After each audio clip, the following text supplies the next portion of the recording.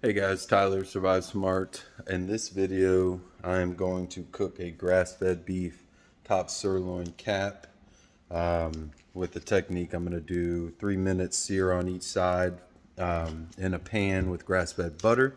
And then I will move it to my oven at 375 and do 20 minutes per pound, or really till I get the inside to 140 degrees. So this will be a video of the prep, during, finish, all that good stuff. We'll see how it turns out.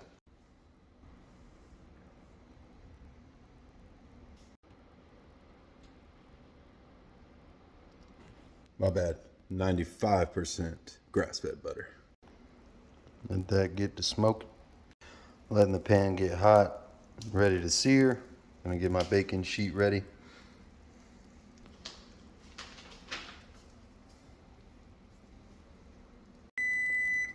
So here I scored the meat with a crosshatch technique. You don't want to get into the meat, just the fat. And then we're gonna sear it.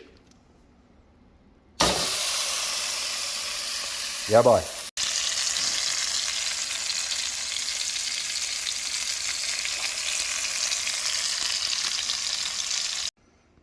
We're gonna wrap this up. I'm gonna bake it until it hits 140. Stay tuned.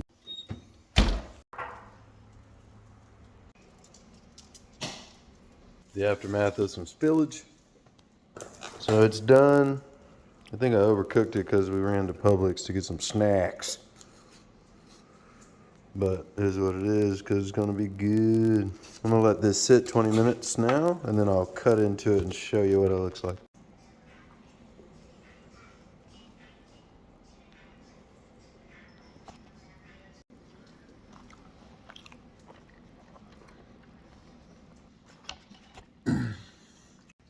So, a little overcooked.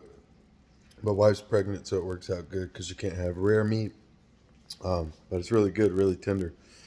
And I'll just dip it. Butter A1, and so good.